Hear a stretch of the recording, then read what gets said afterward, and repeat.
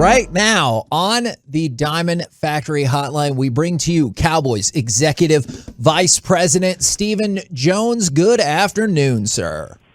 Good afternoon, guys. How you doing? We're doing really well. We are doing very well. We appreciate you jumping on with us. And I got to know, as we get closer to the draft, only 9 days away, I don't know what you can or cannot say about all of this, but do the situations involving Kelvin Joseph impact your thoughts about the defensive backfield and drafting cornerbacks going into the draft?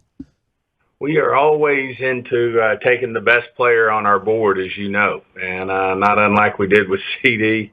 We took the best player there when we weren't necessarily needing a wide receiver. So, we try to have the depth, have what we need on our roster going into the draft so that we're not affected by being able to take the best player on the board.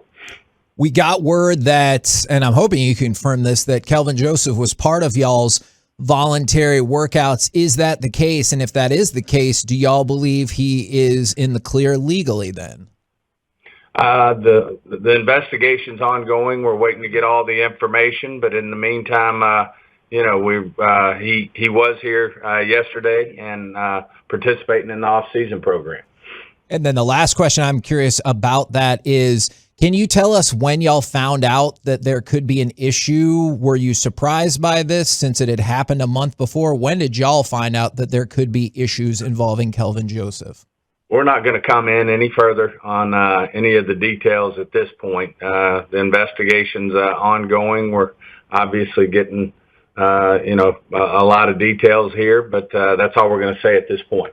All right, Stephen, then I'm kind of curious as you're looking at the personalities of players that you're drafting. You're looking at guys and you're going, okay, this is a college kid. I know what I was like in college. You know what you were like in college, and you're trying to kind of go through the mind of what they will grow into. What are those conversations like whenever you're having discussions about, okay, was this player, did he have a problem? Was he a great leader? Like, what are the discussions about personality and how important that is whenever you're bringing a guy in and drafting him?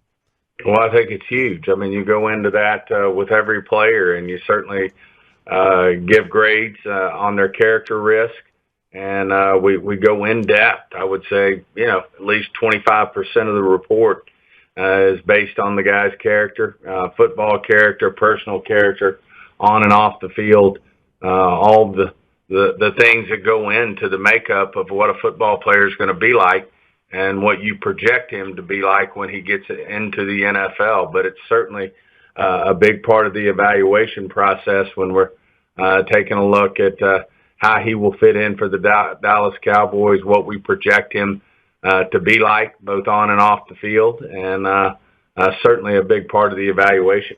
So Kevin and I and Mike, whenever we're pitching ideas and topics for our show, we like to call Kevin the red team because he tries to shoot bullets in everything that we're trying to say. What? And so I'm just kind of curious, who's the voice in that room that's like, yeah, but is he this? Is this player this? And are y'all like, are there lots of voices, or is there one that's just like, man, I want to know more about this specifically?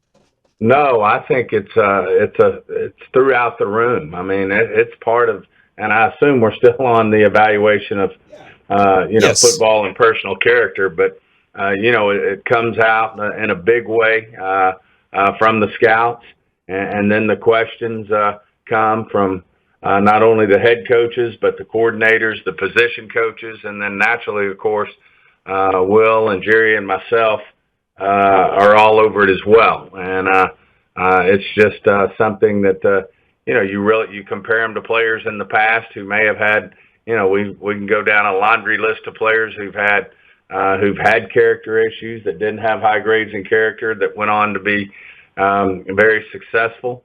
And we've certainly, had players that we've taken a risk on that hadn't worked out. So it is a risk-reward thing, but it's certainly a huge part of it, not unlike the medical is, and then certainly you get into, their physical traits, and then you just get into what type of football player they are. So there's certainly a lot that goes into the final grade. It's the full body of work. Is this the most exhausting offseason that you can recall for yourself and for the Cowboys specifically? Yeah, I think the biggest reason, I wouldn't call it exhausting. I just call it, hey, it's a challenge. It's work. It's a lot that went into it, mainly because of the unique situation of the last 2 years with the pandemic and how it affected the salary cap in terms of not having its natural, if you will, increase each year. You weren't able to project that. And you knew that the cap was not going to be naturally going up as you normally build into your contracts. So consequently, we had to really step back and be conservative, if you will, in terms of signing extensions to players. The other thing that played into that for us, obviously, was a new coaching staff with Coach McCarthy coming in. You want to make sure that the players that you have on the roster, how they're playing, how they fit the schemes, both offensively, defensively, and special teams, how they're going to fit in under the new staff. Obviously, unfortunately, we had to make a quick change on defense, so we had two different coordinators there in 2 years. So there were some challenges that aren't normally there, which kept us from signing extensions to players we might normally would have, as well as having the challenge of having to make some tough decisions because the cap didn't necessarily project as high as we would have thought pre-pandemic. And so therein lied the challenges that we had to work through. So it did create, one of our biggest, I think probably our biggest free agent class, especially players that we feel like were really good football players. So that was our challenge out there. We feel like we did do a good job with it in terms of re-signing, for the most part, the players that we wanted and felt like we could keep under the current salary cap environment. And I do think that we were able to fill, for the most part, we're not done yet in free agency. We'll see what opportunities come up out there, but we feel like we can go into the draft pure again and pick the best players on our board. When you say the players that you could keep, I've always been fascinated by that because I know every team has a different philosophy. What would you say to the fan base? Because as I'm sure you're aware, a lot of fans are upset about some of their favorite players going away or feeling like the talent level on this team has gone down. What would you say to people who look at the Los Angeles Rams who maybe don't pay as much attention to the long-term cap implications because they're like, we want to win now? I think if we see the player that makes the difference in terms of whether we're going to win or lose games, then we're all in on stretching in terms of the salary cap and making something work.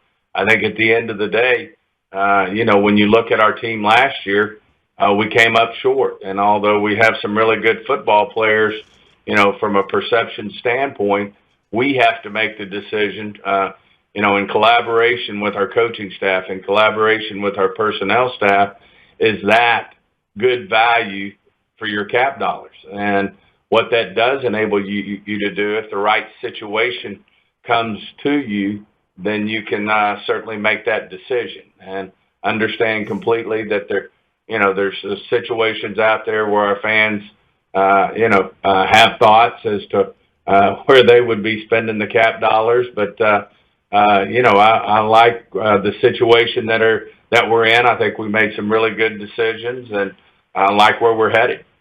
Stephen, when it comes to depth, where do you like your depth more right now, at the wide receiver position or your offensive line? I mean, you want all the above, if the truth be known. I mean, you look at what happened last year. Certainly Tyron Smith missed games. You had the pandemic situation where Zach missed a game. I mean, the year before we had, a handful of injuries that, really put us in a tough situation. And at the same time, you look at receivers and, we had guys missing games there as well. But obviously Gallup missed quite a bit. CD missed from a concussion standpoint, and then certainly Amari did from a COVID standpoint. So, in the right situation, you want to be able to have guys step up, and you need depth in all areas, whether it's via the draft or free agency. You hope you get that accomplished. Executive Vice President for the Cowboys, Stephen Jones, join us here on the K&C Masterpiece. You're home of the Dallas Cowboys, 105.3 The Fan. And as we're looking at the draft, we're a couple weeks away here, getting really excited about it. Do you have a good feel for the price to trade up? And is there like a logical target you would like to aim for? I just think you do have a feel in terms of the historic values that it takes to move up certain spots. And certainly, in the first round, in particular, to move up, you're going to be giving up, a really good football player. You're going to be going, one player for two. So it's got to be worth it. There are certainly players that we're very interested in as you move up, but we also know that this draft is probably deeper than it's been in years because of the COVID years. Players were allowed. A lot of guys stayed in school and made the most of it, and have gotten themselves. They've moved from a late to undraftable player to very much a draftable player. So, there's going to be a lot of things that we have to consider, but we're certainly always open-minded to moving up if the right player in the right situation's there. Any particular positions y'all have got the sense that this draft is deeper than other positions? I think there's a great group of defensive linemen in this draft, as well as a great group of receivers. They seems to be pretty deep in both places, and certainly those are places that, and now us in particular, after losing Amari and said that, to add some a skill set there, to add a player there that could help us win football games, and then at the same time, you never have enough defensive linemen, as we all know, and so those are great places for there to be a lot of depth. And there's also, I think, some unique players in this draft at both spots as well. So it's been very interesting in our draft preparations, seeing who might be there and who can help us, and where we think the strength is. But this time last year, we got to be honest, we didn't necessarily think we weren't thinking Micah at this point, 10 days, 2 weeks away from the draft. So you just have to really do your homework. You have to really prepare, knowing that you never know what situation you're going to be presented with, and you certainly want to have done your work up and down the board. And Stephen, Broadus and I were talking Friday, and we were having just kind of a discussion about the offensive line. And I think one of the things that I kind of missed last year was maybe nastiness on the offensive line, and like just real gritty, nasty offensive linemen. And I'm kind of curious. We've kind of pinned guard as the spot. What are you looking for in a guard whenever you're looking for the entire package there? Well, Zach Martin is the perfect example of another guy who wasn't on our really on our mind. If you would ask us a week before the draft started, we had 4 or 5 defensive players we really liked in the draft, and really thought we were leaning more toward defense. And those guys went off the board in fairly quick order right in front of us. And then you have a guy who's a dominant guard type like Zach. But if you find me another Zach Martin, I agree with you. I'd take that all day long. The other thing, to me that's interesting is the versatility of these offensive linemen are important too. As we all know, Zach's very capable of playing tackle if we needed him to. There's not a doubt in my mind he could move in and play center if we needed him to. Now, he's one of the premier guards playing right guard. You don't want to, you really don't want to sacrifice knowing what you have there as a dominant player in the NFL and Zach Martin. But if you were to draw one up, I'd just say go look at Zach Martin. And you were mentioning some defensive players. You can blink twice if it was Aaron Donald. We had him right there, and of course you talk about two of the greatest players at their positions, in Aaron Donald and Zach Martin. But yeah, you got to say, if you were going to draw up a 3 technique in the NFL, he's got to be one of the best to ever play the position. Now, I know we'll get the opportunity to talk with you again on Friday. I am curious. We were kind of joking about it earlier. There are players that fans would like to spend their money on and everything like that in terms of the salary cap. How much are you maybe on social media, or how much are you in tune with the perception of Cowboys fans when it comes to the offseason? Because as I'm sure you can probably guess, this has been a frustrating offseason for a lot of Cowboys fans, myself included.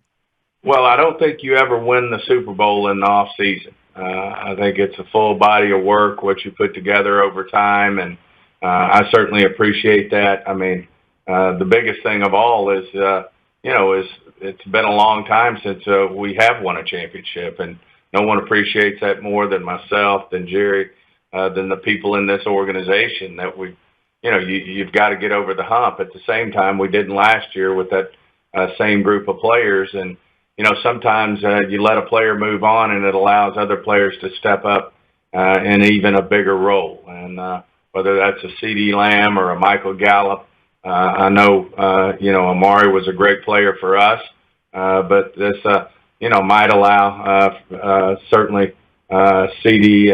and Michael to step up and play an even bigger role, and who knows what their upside may be. So, there's a same thing with Dorrance Armstrong. I mean, we hated to lose Randy. We went down to the wire with him, but at the same time, you look at production, you look at what Dorrance Armstrong's done. He's right there from a production standpoint, with Randy. So I just feel good about where our football team is. I think we'll be a better team, and I think we can take the next step. Appreciate your time very much, good sir. As we get closer and closer to the draft, we'll catch up with you again on Friday. Thank you, guys. Great being on.